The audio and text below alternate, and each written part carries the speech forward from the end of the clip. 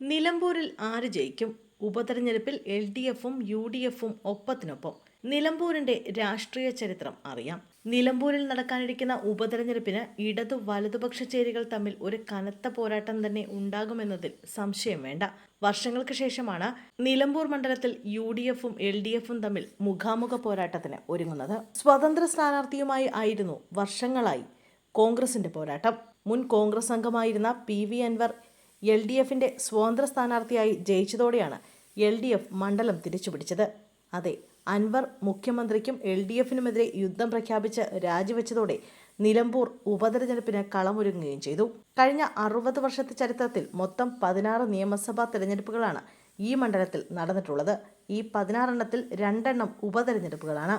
ഇപ്പോൾ പ്രഖ്യാപിച്ചിട്ടുള്ളത് മണ്ഡലത്തിലെ 3ാമത്തെ ഉപതെരഞ്ഞെടുപ്പാണ്. കേരള ചരിത്രത്തിൽ ഇടം പിടിച്ച ആ ഉപതെരഞ്ഞെടുപ്പുകളെ കുറിച്ചാണ് ഇന്നത്തെ പൊളിറ്റിക്സ്. നിലമ്പൂരിന്റെ ചരിത്രത്തിൽ വിസ്മരിക്കപ്പെടാത്ത രക്തസാക്ഷിയാണ് വെടിയേറ്റ് കൊല്ലപ്പെട്ട സഖാവ് K. കുഞ്ഞാലി.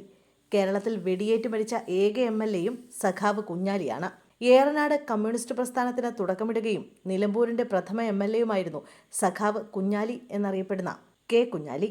കരിക്കാടൻ കുഞ്ഞിക്കഹമ്മദിന്റെയും അമ്പലൻ ഐഷുമ്മയുടെയും മകനായി 1924 കൊണ്ടോട്ടിയിലായിരുന്നു കുഞ്ഞാലിയുടെ ജനനം. 1961 മെയ് 16 എഴുത്തുകാരൻ KT മുഹമ്മദിന്റെ സഹോദരി സൈനബയെ വിവാഹം ചെയ്തു. 2 പ്രാവശ്യം സംസ്ഥാന നിയമസഭയിൽ നിലമ്പൂരിനെ പ്രതിനിധാനം ചെയ്തു. 1969 ജൂലൈ 26 നിലമ്പൂരിലെ ഒരു എസ്റ്റേറ്റിൽ വെച്ച് എതിരാളികളുടെ വെടിയേൽക്കുകയും ജൂലൈ 28 കുഞ്ഞാലി മരണമടയുകയും ചെയ്തു.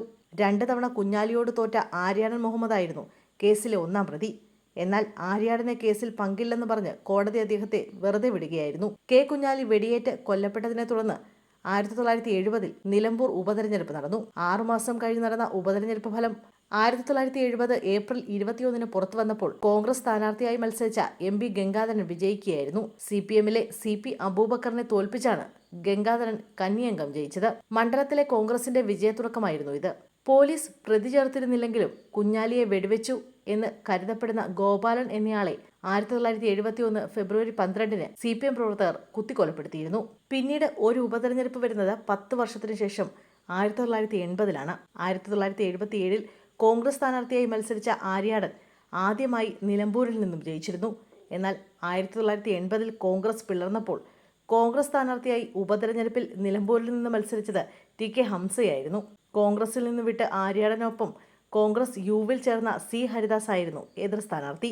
C. ഹരിദാസിനായിരുന്നു ഉപതെരഞ്ഞെടുപ്പിൽ ജയം. കോൺഗ്രസ് യു പിന്നീട് കേരളത്തിലെ കോൺഗ്രസിൽ A ഗ്രൂപ്പായി രൂപാന്തരപ്പെട്ടു എന്നത് ചരിത്രം.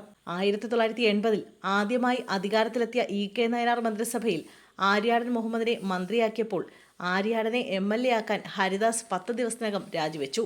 ഇതോടെ ഏറ്റവും കുറച്ചുകാലം MLA ആയിരുന്ന വ്യക്തിയായി ഹരിദാസ് മാറി. എന്നാൽ ഇതിനു പിന്നാലെ അദ്ദേഹം രാജ്യസഭാ അംഗമായി.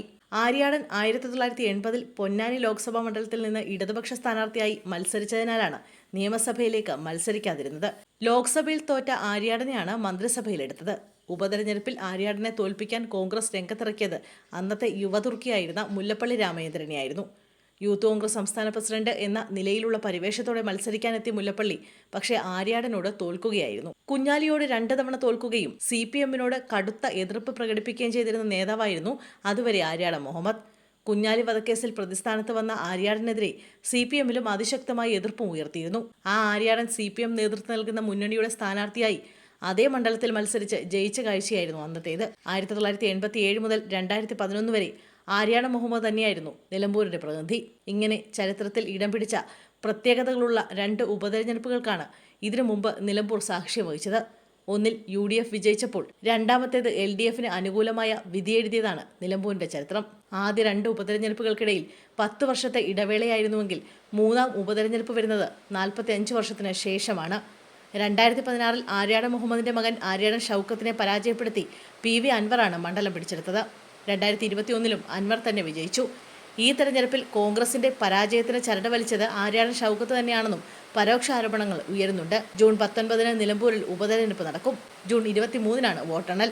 ആര്യാടൻ മുഹമ്മദിന്റെ മകൻ ആര്യാടൻ ഷൗക്കത്താണ് കോൺഗ്രസിന്റെ സ്ഥാനാർത്ഥി. LDFിന്റെ പാർട്ടി ചിഹ്നത്തിൽ സെക്രട്ടേറിയറ്റ് അംഗമായ M. സ്വരാജും മത്സരിക്കുന്നു.